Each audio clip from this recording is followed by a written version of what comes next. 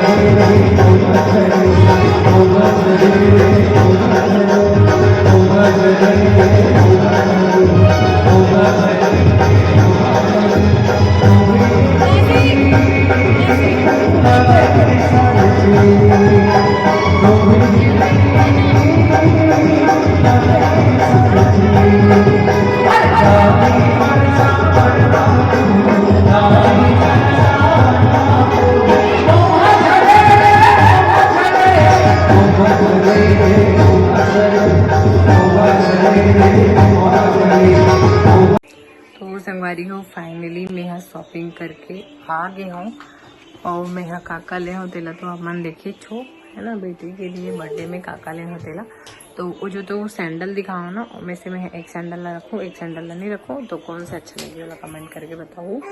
तो चलो संगवारी हो मिलता नेक्स्ट ब्लॉग में। और मोर तबियत डाउन है ना देख वजह से मोला कुछ करे के मन नहीं होते। अब मोर फेस भी देख सकते पता नहीं मोर कल का हो ही। तो चलो मिलता नया ब्लॉग में बाय। तो संगवारी ये देख सकते हो ये बेबी की छठी की फोटोज अरे तो ओला में है मैं ऐड कर रहा हूँ। तो संगवारी हो लाइक शेयर सब्सक्राइब कर दो।